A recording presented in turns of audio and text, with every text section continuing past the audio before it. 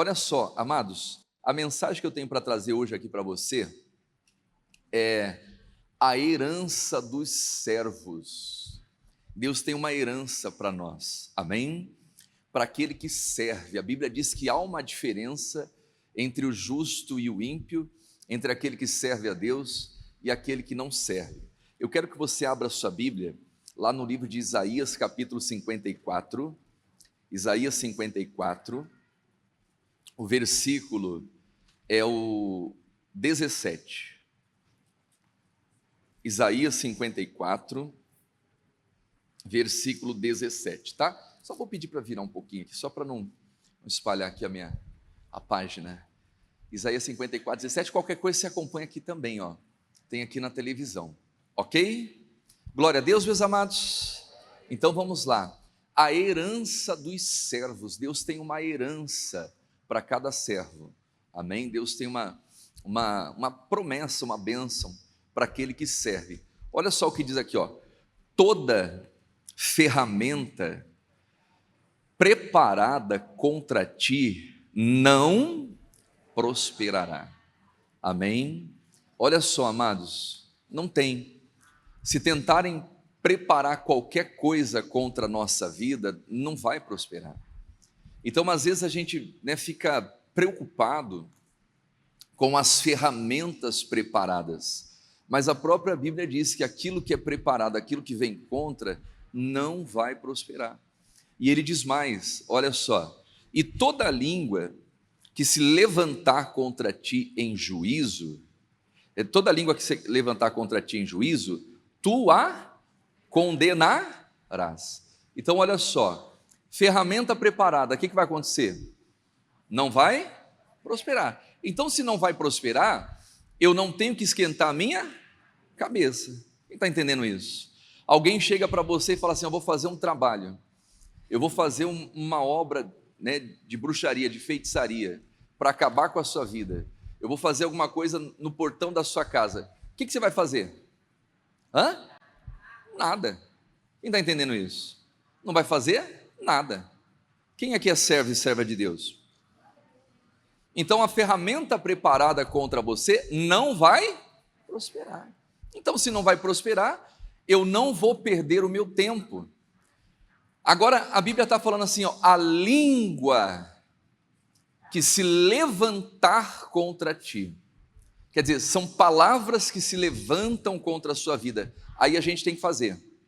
O que a gente faz? Condena.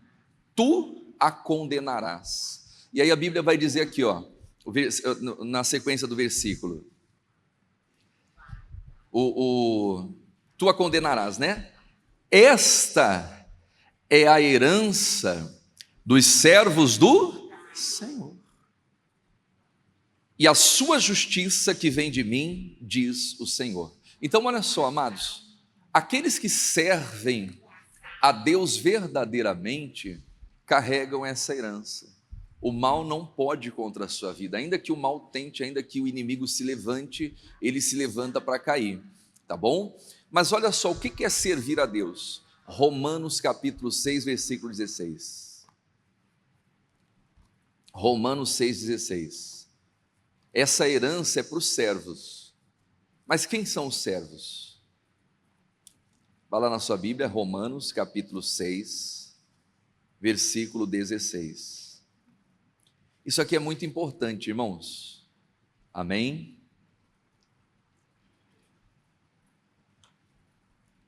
Olha aqui para o pastor Helder. Você é servo de quem?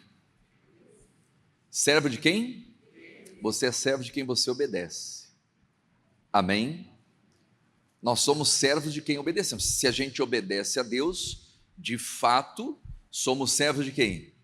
Agora, se a gente não obedece, irmãos, não adianta. Então, nós somos servos de quem nós obedecemos. É o que diz aqui, ó, 6, versículo 16.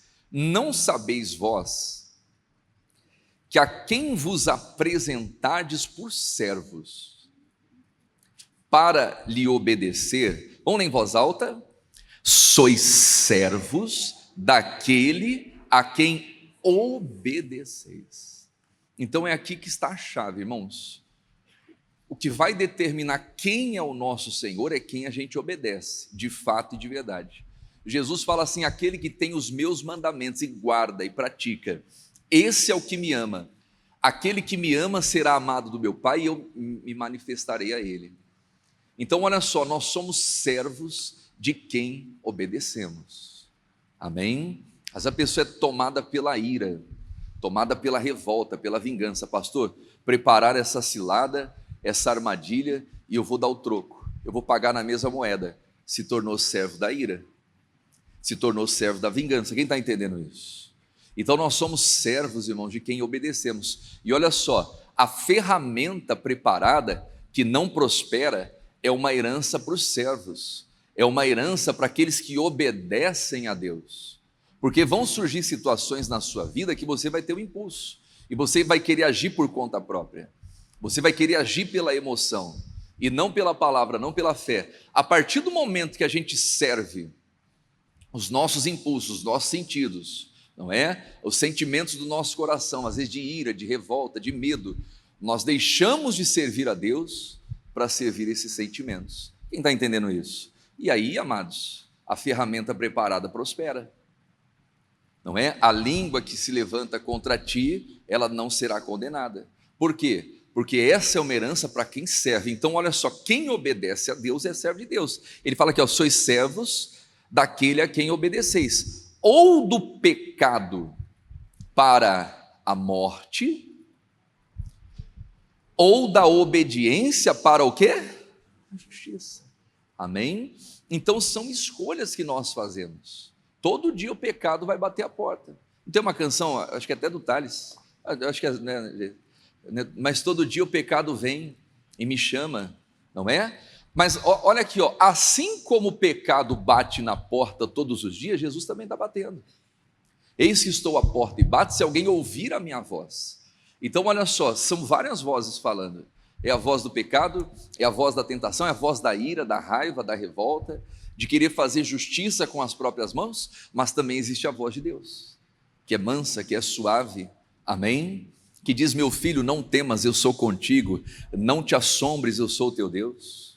Então uma pessoa que confia em Deus, irmãos, ela não deixa de fazer a obra, aquilo que Deus chamou para fazer, para poder entrar em qualquer tipo de briga, de discussão e por aí vai. Pastor, mas estão me afrontando, é ferramenta preparada? Fique tranquilo, não vai acontecer nada.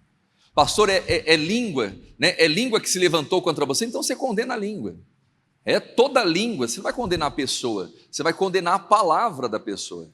Você condenou, você reprovou, você repreendeu, segue a sua vida. Amém? Segue a sua vida. Porque, irmãos, o inimigo ele é mestre em querer provocar, tirar a gente do espírito. E quando a pessoa sai do espírito, quando a pessoa sai da fé, ela perde a bênção, não é? E uma das táticas do inimigo é exatamente essa, desestabilizar e desestruturar a nossa fé. E às vezes ele levanta pessoas, cria situações para que a gente perca o controle, para que a gente saia da confiança, deixe de servir a Deus e sirva ali o nosso instinto. Amém? Então olha só, ou servimos a Deus para a justiça ou o pecado para a morte. Daniel capítulo 1, versículo 8. Repita assim comigo, servir a Deus é uma questão de escolha. Daniel capítulo 1, versículo 8. Olha só. Vamos pegar o 7, deixa eu pegar o 7 aqui com vocês. E o chefe dos eunucos pôs outros nomes, a saber, a Daniel pôs Beltsazar, a Ananias de Sadraque, a Misael de Mesaque e a Azarias de Abednego. Quer dizer, o chefe dos eunucos ele ficou encarregado de preparar a comida dos jovens que iam servir ao rei no palácio. Então ele ficou encarregado, né, de cuidar da comida, da alimentação. E olha só, o versículo 8, e Daniel assentou no seu coração não se contaminar com a porção do manjar do rei. Olha só, uma questão de escolha, irmãos. A comida do rei estava ali na frente, os manjares do rei estavam postos diante de Daniel, ele podia comer, beber o que ele quisesse. Mas olha só, ele toma uma decisão no seu coração de não se contaminar. Ele propõe no coração dele de não se contaminar com aquela comida. Nós estamos agora esse feriado, para muita gente lá fora é a festa da carne. É ou não é? Muitas pessoas se preparam. Tem gente que se prepara o ano todo, irmãos, para poder viver essa festa, para poder participar dessa festa. E sabe o que é o triste muitas vezes? Às vezes você encontra até cristãos. Às vezes você encontra até cristãos participando e se contaminam. Não, mas é uma vez no ano. Mas é uma vez que pode custar a vida para sempre. Sabe? É um descuido que às vezes a pessoa pode se afastar da presença de Deus para sempre e nunca mais ter força para voltar. A Bíblia diz que o desvio do simples o matará. Então, olha só, são escolhas que nós fazemos todos os dias. Amém? Todos os dias. Quem está compreendendo isso? Tinha um pregador que falava assim: bom dia Espírito Santo. Alguém já leu esse pregador? Né? Tinha um livro lá, Bom Dia Espírito Santo. Aí o missionário veio e falou: não é só bom dia não, é bom dia, boa tarde e boa noite. Quem está entendendo isso? É todo dia, é de manhã, tarde e noite. Então nós temos que ter comunhão com Deus diariamente.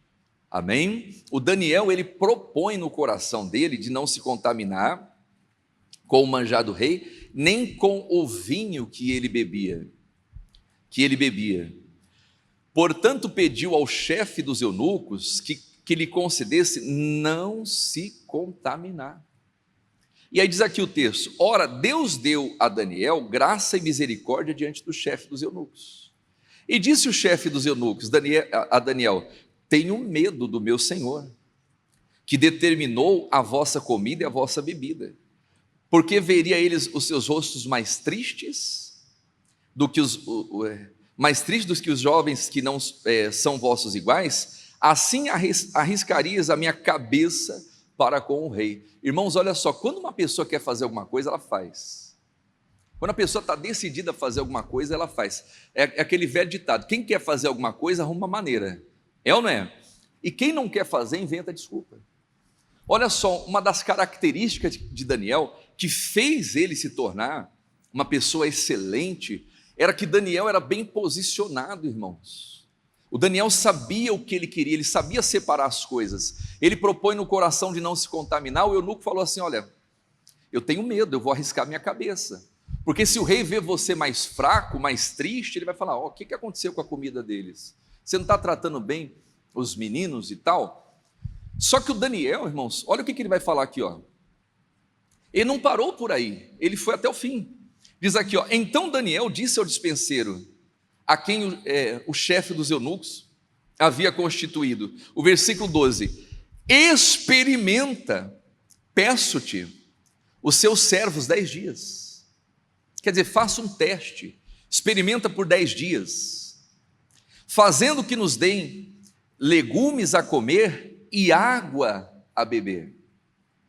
Então veja diante de ti a nossa aparência e a dos jovens que comem a porção do manjar do rei. Conforme vires, te haja para com os teus servos. E continuando ali, ó, e ele conveio, experimentou por 10 dias, e ao fim dos 10 dias, pareciam o que, igreja? Os seus semblantes melhores, e eles estavam mais gordos. Esse gordo não é de obesidade. Tem uma tradução que diz que eles estavam mais fortes, estavam mais gordos, né? Continue ali, ó. Do que todos os jovens que comiam a porção do manjar do rei. Olha aqui para o pastor Helder, irmãos. A bênção de Deus enriquece e não acrescenta dores. Amém? Às vezes a pessoa entra num jejum maluco, numa consagração maluca, e você vê que aquela consagração, em vez de estar ajudando a pessoa, está piorando a pessoa. É ou não é? Você está fazendo o quê, meu irmão? O que você está fazendo? Não, estou fazendo um jejum. Mas a pessoa, em vez de estar com um semblante melhor, está com um semblante pior. É ou não é? Está com o olho lá no fundo, né? Está com cara de doente, de enfermo. Isso aí não é jejum que agrada a Deus, irmão. Isso aí não é jejum, isso é sacrifício. Deus não quer sacrifício. Olha só, quando a coisa é de Deus, a bênção do Senhor, ela enriquece, não acrescenta dores. Quer dizer, o Daniel comendo legumes, rejeitando a porção do manjar do rei. Ao fim de 10 dias, o semblante deles era o quê? Melhor. Ô Daniel, o que você está comendo, meu amigo? Você está fazendo alguma coisa aí? Você está tomando alguma coisa aí diferente, rapaz? Quem está entendendo isso? Você está mais forte? Né? Não, estou comendo legumes. Mas olha só, trouxe crescimento, trouxe vigor. Quem está entendendo isso? É assim, irmãos. A Bíblia diz que aqueles que esperam no Senhor renovam as forças e não perdem as forças. Tem gente que entra numa consagração, tem gente que entra num jejum, tem gente que entra num propósito, às vezes religioso, não é verdade? Em vez de ela ganhar força, ela está perdendo força. Ela está perdendo força. Não, os que esperam no Senhor fazem o quê? Renova a força. Isso vale para a vida, irmãos. Amém? Eu falava hoje pela manhã, não sei se alguém acompanhou pelo YouTube. Salmos, coloca lá para a gente Salmos, capítulo 92. Deixa eu pegar aqui o gancho aqui, ó. Salmos 92. Irmãos, tem gente que vai envelhecendo e vai ficando cada vez mais fraco. Quando a Bíblia garante para você uma velhice saudável, quem está entendendo isso? A Bíblia garante uma velhice saudável, irmãos. Salmos capítulo 92, o versículo 12: o justo florescerá como a palmeira. Irmãos, a vida do justo floresce, amém? Floresce. Crescerá como cedro no Líbano. Quer dizer, o justo floresce e cresce. Quem está entendendo isso? E diz mais, olha o versículo 13: os que estão plantados na casa do Senhor florescerão nos átrios do nosso Deus. Olha que tremendo isso. Na velhice ainda darão frutos, serão viçosos, quer dizer, vigorosos, irmãos. Só que tem gente que a idade vai chegando, é natural perder força, mas nem tanto assim, né? Tem gente que não chegou nem a uma certa idade, não chegou nem a meia vida, irmão, e a pessoa já está lá caindo, está caída aos pedaços, não consegue se levantar de uma cama. Misericórdia. Quem está entendendo isso? Mas olha só, os que estão plantados na casa do Senhor vão florescer. Então você quer garantir uma boa velhice? Não sai da igreja não, hein? Amém? Não é os que estão plantados na casa da sogra, não é? Plantado em qualquer casa, seja lá o que for, é plantado na casa de Deus, na casa do vizinho, na casa dos outros. Não, você tem que estar plantado na igreja, na casa de Deus. Isso é importante. Não, olha só, isso garante uma velhice. Na velhice ainda darão frutos, serão viçosos e florescentes. Viçosos e florescentes. Olha que tremendo, irmãos. Vamos ler em voz alta isso aqui, ó. Para anunciarem que o Senhor é o quê? É reto. Ele é a minha rocha e nele não há injustiça. Irmãos, olha só, até para anunciar Deus, até para anunciar o evangelho, você tem que estar bem fisicamente, você tem que estar bem espiritualmente. Amém? Você tem que estar bem. Então, olha só, serão viçosos, vão dar fruto na velhice. Para quê? Para anunciar que o Senhor é reto. Até para falar de Deus, irmãos, a gente tem que estar bem. Quem está entendendo isso? Ninguém vai ouvir a pessoa que está lá, a pessoa está lá, né? Pessoal, o Senhor é o meu pastor, nada me falta, né? Está faltando tudo para ela. É ou não é? Ele já levou sobre si todas as nossas dores, doeu. O castigo que nos traz a paz estava sobre ele pelas... Você entendeu o que eu quis dizer? Faça o que eu digo, mas não faça o quê? É ou não é verdade, irmão? Quem vai ouvir uma pessoa dessa? Chegou ali o profeta que tem o dom da cura. Cadê o profeta? Está lá tudo entubado. Não vai rolar. Vocês estão entendendo? Então, para anunciar que o Senhor é reto, irmão, eu tenho que provar, diga glórias a Deus. Eu tenho que viver. Como que o Daniel ia provar que o jejum dele era bom, se ele começasse a emagrecer, ficar só o pó da carcaça, o olho lá no fundo? Deu 10 dias, Daniel, pode parar com esse negócio aí, rapaz. Se você continuar assim, minha cabeça vai rolar. É ou não é? Mas a bênção do Senhor enriquece e não acrescenta dores. O que vem de Deus deixa você mais forte, não mais fraco, irmãos.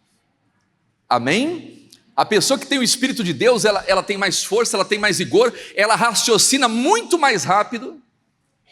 Tudo, né? Ela tem vitalidade. É o que diz lá em Romanos capítulo 12, versículo 1, olha só. Deus está mudando tudo na mensagem aqui, irmão. Eu ia pregar uma coisa, está vindo outra, mas Deus é bom. Quem está entendendo isso? Olha lá, rogo-vos, pois, irmãos, pela compaixão de Deus, quer dizer, pelo amor de Deus, que apresenteis o vosso corpo como sacrifício morto. Sim ou não? Como você tem que apresentar o seu corpo para Deus? Sacrifício vivo, disposição, ânimo, força, coragem. Amém? Nada de chegar ali caindo aos pés de Deus, eu estou aqui e tal, nada disso. Meu Deus, sacrifício vivo. Amém? Só que as pessoas às vezes deixam passar isso aí batido, irmãos. E vão vivendo de qualquer jeito. Sacrifício vivo, vigor, o que mais? Santo, santidade, é o que o Daniel fez. Olha só que tremendo, irmãos. O Daniel propõe no seu coração de não se contaminar. Só que ao mesmo tempo que ele não queria se contaminar, ele não perdeu força, ele foi ganhando força, ele foi se tornando cada vez mais forte. Sacrifício vivo, santo e agradável a Deus. E o que é isso? O culto racional. Isso é um culto racional, irmãos. Tem muita gente que está esquecendo do culto racional. Ela está espiritualizando tudo. Ela quer espiritualizar demais. E às vezes ela acaba padecendo. Daniel era espiritual, sim ou não? Mas ao mesmo tempo ele crescia em tudo. Quem está entendendo isso? Daniel sabia tratar das coisas do homem, como Daniel também lidava muito bem com as coisas do Espírito. Então a gente tem que saber separar as coisas, irmãos. E como que a gente adquire isso? Como que a gente adquire essa sabedoria? Guardando o nosso coração e recebendo a direção que vem de Deus. Volta lá em Daniel.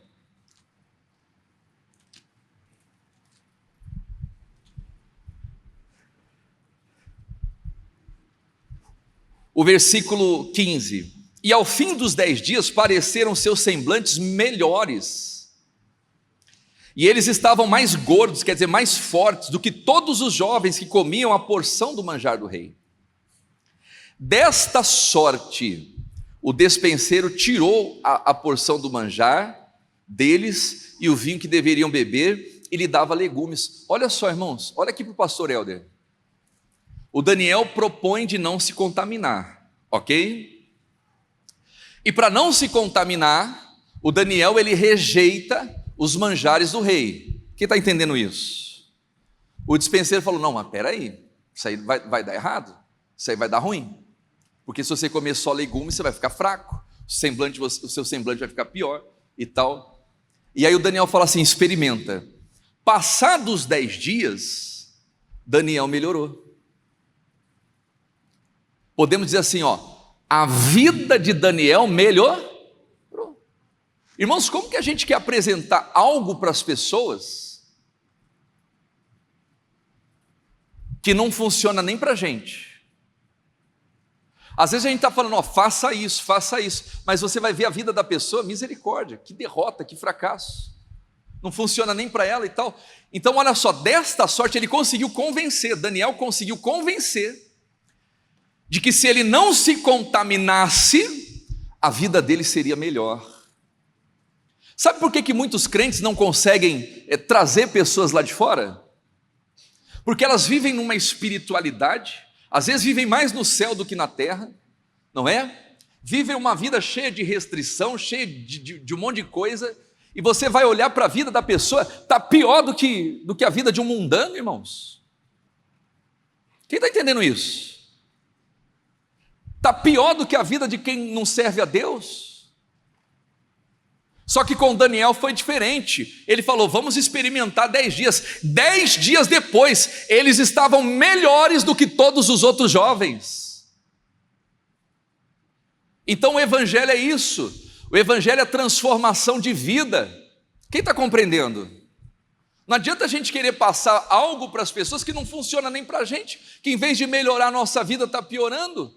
Ah, faz um jejum, mas vai fazer um jejum para quê? Para viver derrotado, fracassado? Não é? Ah, faz uma restrição, mas para quê? É para melhorar, diga glórias a Deus. O jejum é para melhorar a sua vida, a oração é para melhorar a sua vida. A sua fé, né? Você crer, você se entregar a Deus verdadeiramente, é para você se tornar melhor. As pessoas vão olhar para você, vão ver no seu semblante, alguma coisa mudou na vida dele, alguma coisa mudou na vida dela. Eu quero experimentar isso aí também.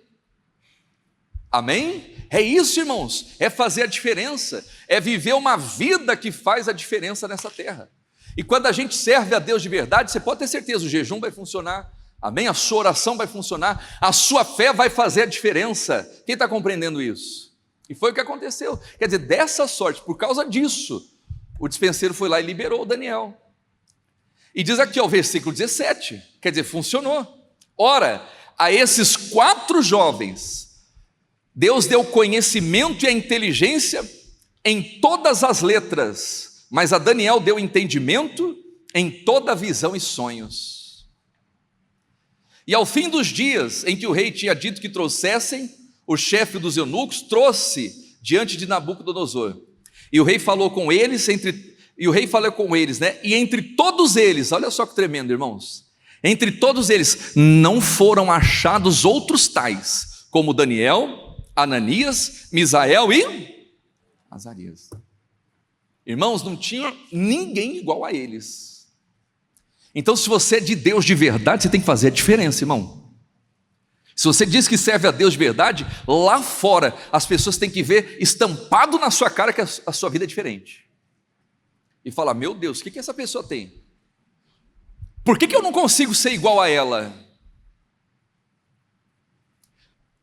Porque você tem Deus. Amém? Porque você decidiu não se contaminar. Não foi achado ninguém, irmãos. Olha aqui para o pastor Helder. Na Babilônia, onde aqueles jovens foram levados como escravos, não foram achados ninguém igual a eles. Eles estavam acima da média. Amém? E olha só, irmãos, eles fizeram a diferença numa época que o Espírito Santo não havia sido derramado sobre toda a carne. Era muito mais difícil fazer diferença naquela época do que agora. Tem muita gente que fala, não, porque eu estou na graça, mas a vida dela está uma desgraça. É ou não é? E desgraça não é palavrão, não. Não me cancela, não. Toda hora eu sou cancelado na internet, irmão. Esses dias uma senhora chegou e falou para mim, pastor, você é um hipócrita. Eu falei, meu Deus. E eu escrevi pastor entre parênteses, porque o senhor não é pastor coisa nenhuma. Toda hora, irmãos, eu recebo esse tipo de elogio na internet. O povo me cancela direto. Eu já estou cancelado, descancelado. E glória a Deus, a gente segue pregando a palavra. Quem está entendendo isso? Mas tem gente que, não, eu estou na graça, a vida dela está uma desgraça, irmão. Você está como, meu filho? Pastor, estou só pela fé. Irmão, quer me deixar bravo? Alguém chegava e falava, estou só pela fé. Aí eu falei, meu Deus, lá vem bomba. Quando a pessoa começa com esse discurso, estou só pela fé, ela está querendo dizer que ela está devendo para um monte de agiota, está com a vida toda enrolada, está dando tudo errado para ele. Não, irmão, isso não é fé, não. O meu justo viverá da fé. Repita assim comigo, fé é vida. Aleluia, quem tem fé tem vida, irmão. Vive derrotado, fracassado, não. Amém? Quer dizer, não tinha ninguém igual Daniel, né? Ananias, Misael e Azarias, é assim. Lá na faculdade, lá na universidade, pastor, eu quero entrar numa universidade pública. Você vê aquilo, é uma Babilônia, irmão. É ou não é? Essas universidades, essas coisas aradas, tudo aí, você vê um monte de coisa acontecendo, um monte de coisa rolando lá dentro, um monte. Mas você entra lá, não para se contaminar, para fazer a diferença. E não vai ter ninguém igual você lá dentro. Quem está entendendo? Eu sei porque eu já fiz faculdade, irmãos. E na minha época não era tão apelativo como nos dias de hoje. Mas tinha um monte de coisa lá que questionava a fé, fazia as pessoas serem céticas. Mas todo mundo sabia que era pastor. Todo mundo, os professores sabiam que era pastor. Uma vez uma professora, para tirar onda da minha cara, ela falou: pastor, e aí? Né? Esse aumento de divórcios e tal, você acredita em casamento para a vida toda? Eu falei: acredito. Ah, não, esqueci, né? Você é pastor, então você acredita. Querendo zombar que casamento não é para a vida toda. Olha só que coisa, zombando, irmãos. Mas eu sempre mantive o meu posicionamento, às vezes até discutia na aula, eu talvez não faria isso hoje, mas discutia. Mas se a gente é colocado no lugar, é para fazer a diferença, irmão. Amém? Nós somos chamados para fazer diferença, quem está entendendo isso? Viver uma vida de excelência. E glórias a Deus. Não foi achado ninguém, irmãos, olha só. Não foram achados outros tais, como Daniel, Ananias, Misael e Azarias. Por isso permaneceram diante do rei. E o rei era exigente, hein? Irmãos, para ficar ali no palácio do rei, não era para qualquer um não, hein? Se você voltar uns versículos aqui, ó, olha só as exigências do rei, irmão. Pega ali, ó, o capítulo 1, versículo 3. E disse o rei a Aspenaz, chefe dos eunucos, que trouxessem algum dos filhos de Israel. Olha só, trouxesse alguns, hein? Não era para todos não. Alguns dos filhos de Israel, de que linhagem? Dos nobres. Se fosse eu, já estava descartado já, irmão. Eu não vim da linhagem nobre, não. Eu vim dos plebeus. Eu já tinha sido excluído da primeira, mas olha só as exigências. Da linhagem dos nobres, jovens, que não houvesse o quê? Eu já tinha sido excluído de novo. Eu já tinha ido para a segunda divisão aqui já. Na primeira eu já tinha sido excluído, na segunda eu já tinha sido rebaixado para a segunda. Já estava na segundona. Olha só, continua, irmão. O que mais que ele queria? Formosos de... Eu já ia para a terceira divisão já. Irmão, na minha juventude eu parecia um filhote de cruz credo. 1,90 m, olha, Jesus, 1,90 m, pesando 65 quilos, você imagina, irmão? Misericórdia, o cabelo tudo arrepiado, o olho lá no fundo. Meu Deus do céu, eu precisava comer esse legume do Daniel aí para ficar forte. Só que na minha época não tinha esse legume não. Eu acho que o Daniel estava tomando um suco, hein? Não, o legume dele era bom mesmo. Quem está entendendo? Eu já tinha sido rebaixado já. Formosa de aparência, o que mais? O rei pediu, né? Formosa de aparência, instruída em toda sabedoria, sábios em ciência, entendidos no conhecimento e que tivessem habilidade para viver no palácio do rei. Não é? E que fossem ensinados nas letras e na língua dos caldeus, quer dizer, que falassem outros idiomas. Meu Deus do céu, o rei não queria nada, né, irmão? É ou não é? Ainda bem que quem nos escolheu foi Jesus, irmão. Fala assim, Jesus é bom demais, né? É ou não é? Irmãos, você vê o rei escolhendo os melhores, e aí eles ficam 3 anos e permaneceram. Aí você vê Jesus escolhendo quem? Jesus escolhendo os piores. Ele escolhe Judas, não é? Ele escolhe Pedro, que é tudo errado da vida. Tomé, Tadeu, olha só, Tadeu, irmão. O que é que esse Tadeu fazia da vida que você... Mas glória a Deus que Jesus nos encontrou. Alguém se identifica aí? Não somos os melhores aos olhos de Nabucodonosor, mas aos olhos de Jesus somos os melhores. Amém? E eles permanecem, irmãos. Mas olha aqui para o pastor Helder, para não estender muito aqui a mensagem. E por que acontece tudo isso na vida de Daniel? Porque eles colocaram no coração de não se contaminar. Em outras palavras, de servir a Deus, irmãos. Lembra que eu falei lá no início? Que há uma herança para quem? Para os servos, para aqueles que obedecem a Deus. E qual que é essa herança, irmãos? Qual que é essa herança? A ferramenta preparada não prosperará. E a língua que se levanta contra ti em juízo, você condena. Quando você começa a servir a Deus de verdade, você começa a chamar a atenção das pessoas. A sua vida começa a despontar. Você começa a prosperar. Você começa a ir bem em todas as coisas. É claro que nós teremos lutas e aflições, mas você vai vencendo, você vai rompendo, você vai crescendo. Com Isaac foi assim. Isaac obedeceu, Deus falou assim: não vá para o Egito, fica onde eu te mandar. E ele fica em Gerar, naquele ano ele colhe 100 vezes. A Bíblia diz que ele engrandeceu, ia se engrandecendo e se tornou muito grande, não porque ele era bom, mas porque Deus abençoava ele. Então, quando a gente escolhe servir a Deus de verdade, Ele começa a abençoar a sua vida. E com Isaac não foi diferente, irmãos. Os invejosos começaram a entulhar os poços dele, a tampar os poços dele. E aí o rei dos filisteus falou assim: Isaac, vai embora daqui. Mandaram ele embora, porque ele era mais poderoso. E aí o Isaac vai para as montanhas de Gerar, alguma coisa assim, para o vale de Gerar. E ali no vale, o Isaac, em vez de trabalhar com agricultura, ele começa a cavar poços, e ele vai cavando poço e Deus vai abençoando. Amém? Então olha só, amados, nós que servimos a Deus, seremos alvos de inveja, de ódio, às vezes até de conspiração, e com Daniel não foi diferente. Ele começou a crescer, ele começou a desenvolver, ele se tornou melhor do que os outros, não porque ele era melhor, mas porque Deus era com ele. E aí o que acontece? Lá em Daniel capítulo 6, olha só, Daniel capítulo 6, versículo 1.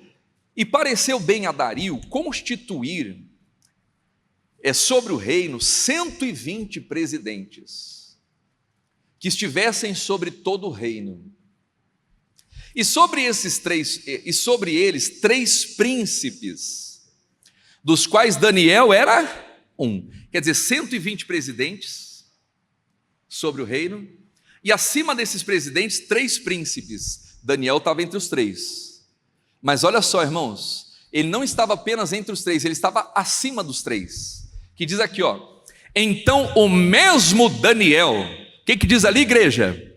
O versículo 3: se distinguiu desses príncipes e presidentes, porque nele havia o quê? Um espírito excelente, e o rei pensava em constituí-lo sobre todo o reino.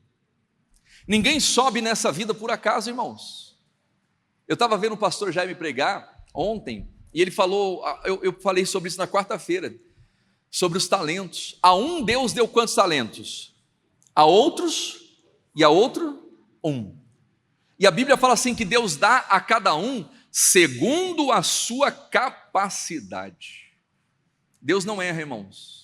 Se ele deu 5 talentos para um, é porque aquele tem capacidade para administrar 5 talentos. Se ele deu 2, é porque aquele tem capacidade para administrar 2, e glória a Deus também. Se ele deu 1 talento, é porque aquela pessoa tem capacidade para administrar 1 talento. Então Daniel estava sendo cogitado a ser posto sobre todo o reino. Por quê? Porque ele tinha capacidade para aquilo. Porque nele havia um espírito excelente. E onde ele adquiriu esse espírito excelente? Lá na juventude dele, quando ele propõe no coração de não se contaminar. E aí quando você começa a se destacar, as ferramentas começam a ser preparadas. É o que diz aqui o texto. Olha só, então, o versículo 3. Então o mesmo Daniel se distinguiu desses príncipes e presidentes, porque nele havia um espírito excelente, e o rei pensava em constituí-lo sobre todo o reino. Então os príncipes e presidentes procuravam achar ocasião contra Daniel a respeito do reino, mas não podiam achar ocasião ou culpa alguma. Por quê? Vamos ler em voz alta? Porque ele era fiel. Amém? Olha aqui para o pastor Helder, irmãos, não interprete errado a palavra fidelidade. Pastor, eu não faço mal para ninguém, obrigação do crente. Pastor, eu não traio o meu cônjuge, é uma obrigação de todo cristão. Eu não subtraio, eu vivo na honestidade, ok, mas fidelidade é muito mais do que honestidade. Quem está entendendo isso? Tem muita gente que não fala mal de ninguém, não pega o que é de ninguém, isso é obrigação do crente. mas só que também não produz. Jesus trata fidelidade com produtividade, irmãos. Quem está compreendendo? Fidelidade é você produzir. Amém? Os 5 talentos. Aquele que recebeu 5 fez o quê? Produziu. E transformou aqueles 5 em mais? Então tinha 10. O que ele ouviu? Servo bom e fiel. A pessoa fiel, ela multiplica, irmãos. Ela não fica estagnada.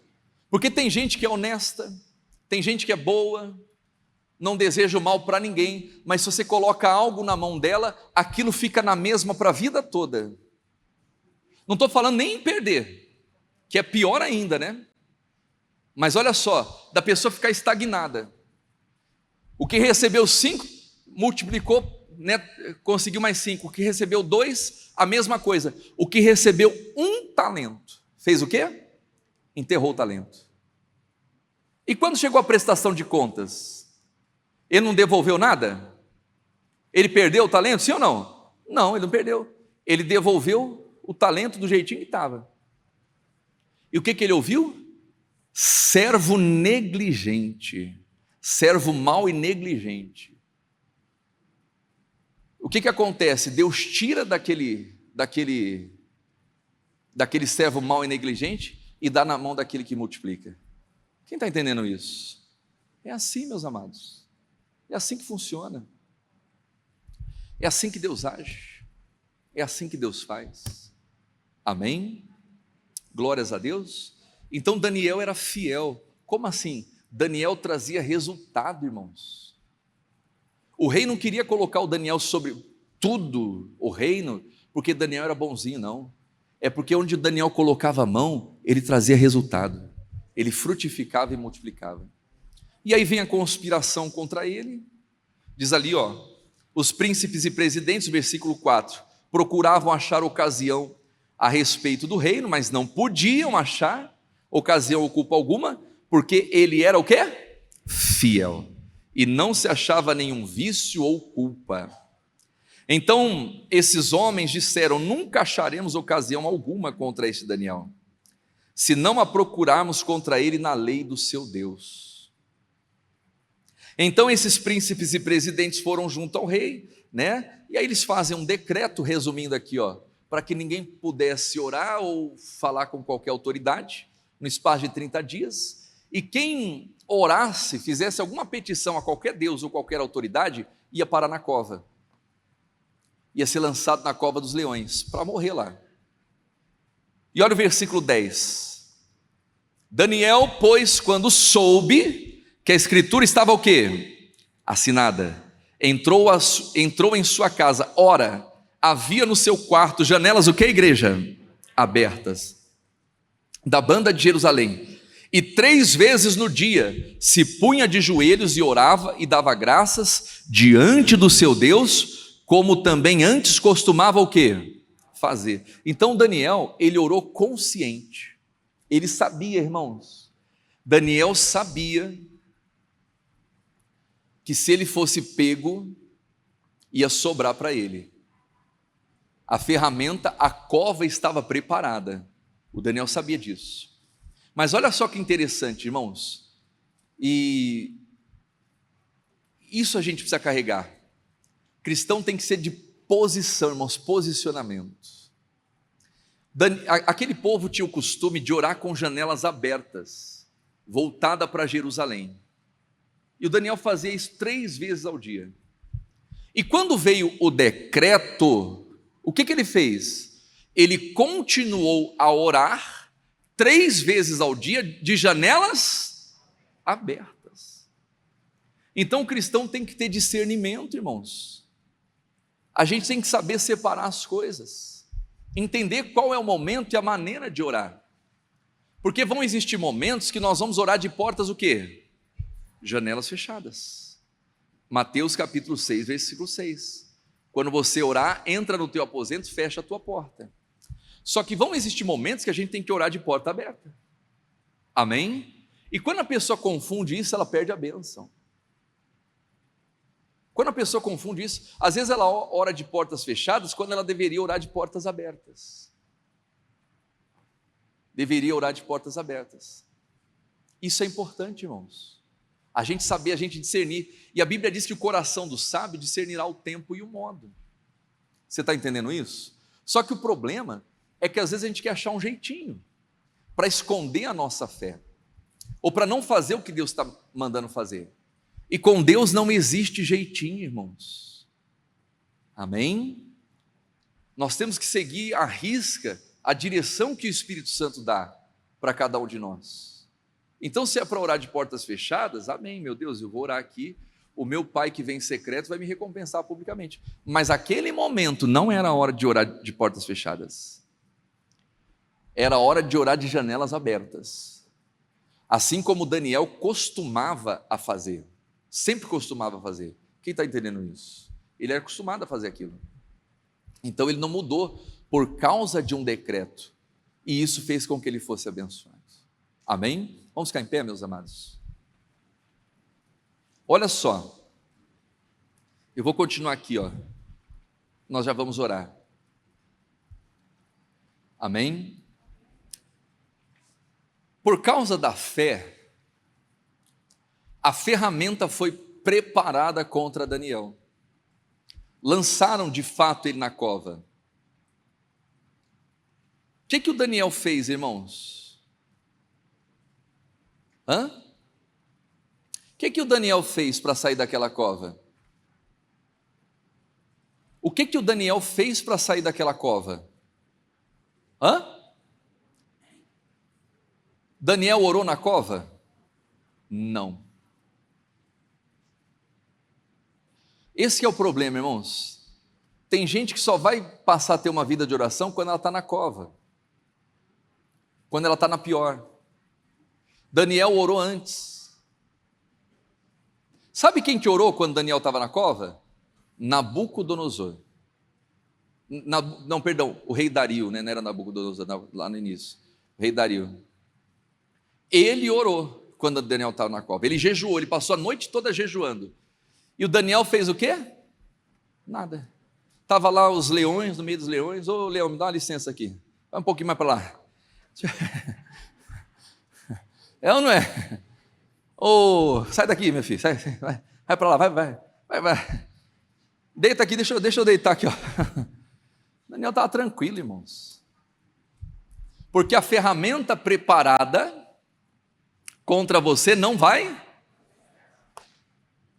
A ferramenta estava ali, os leões estavam ali. Não vai? Então não faço nada. Daniel ficou ali, passou a noite ali, deve ter dormido ali no lombo do leão. É ou não é? Você não vê Daniel orando ali. A Bíblia não fala assim, Daniel lá na cova. Olha só, a Bíblia dá detalhes de Sadraque, Mesaque e Abednego na fornalha, dá ou não dá? Fala assim que tinha 4 homens e eles estavam fazendo o quê? Orando? Não, passeando, irmão. Passeando. Vejo 4 homens passeando na fornalha, estavam tirando onda, diga glória a Deus. Passeando na fornalha, e o quarto é semelhante ao Filho dos Deuses. Jesus passeou com eles na fornalha, irmão. Você não vê eles ali desesperados, Deus me ajuda, essa fornalha, isso aqui está me queimando, que nada. A ferramenta preparada contra a sua vida não vai prosperar. Não prospera. Então, quando a pessoa fica desesperada na cova ou na fornalha, é porque ela não está servindo a Deus de verdade. Quando alguém faz uma ameaça, eu vou fazer um trabalho para acabar com o seu casamento. Vai ver se eu estou na esquina, meu filho. Amém? Se eu não confiar no meu Deus, eu vou botar o teu nome na boca do sapo. Coitado do sapo, para que fazer essa maldade com o sapo?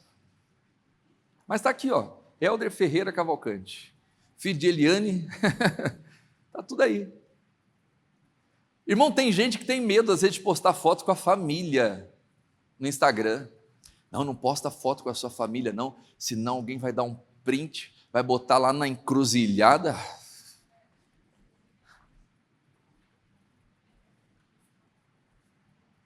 Não, eu não fico postando nada. É claro que você não pode dar detalhes da sua vida. Por exemplo, endereço onde teus filhos estudam, aí você tem que vigiar, né? A escola, os lugares que você vai postar foto com a família, não tem problema não. Ah, não, pastor, senão alguém vai ficar com o olho grande aqui. Né? A moça com medo de postar foto do namorado, de alguém fazer uma simpatia, uma macumba. Que isso? Um trabalho de amarração, Jardim, para separar casal. Misericórdia, hein, Jesus? Nada disso, irmão. A ferramenta preparada não vai. Então você não vê o Daniel orando na fornalha, irmãos. Você vê ele orando antes. Como ele costumava fazer. Na fornalha não, na cova, né? Você vê ele fazendo isso antes. Como era de costume. E glória a Deus. É isso. A ferramenta preparada contra a sua vida, fique tranquilo. Já contei esse caso aqui.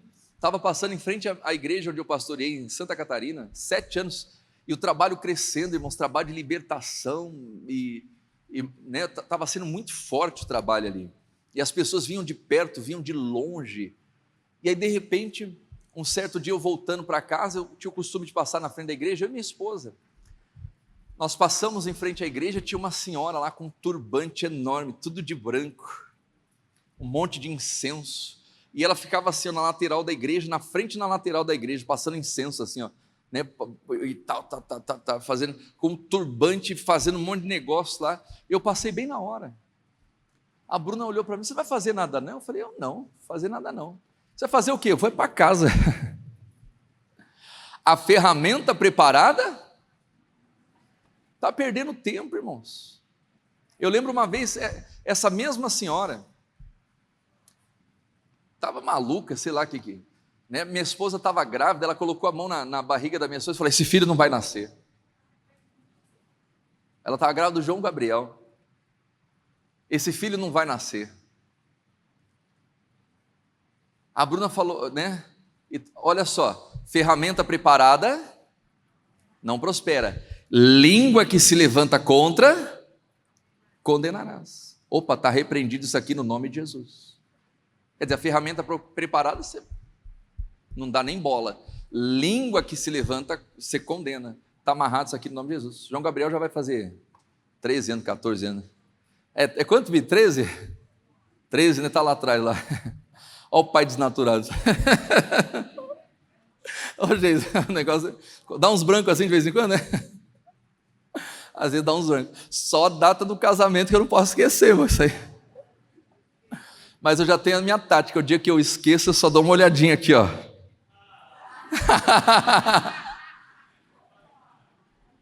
A Bruna não está aqui, não posso falar, né? Estou brincando, não esqueço não.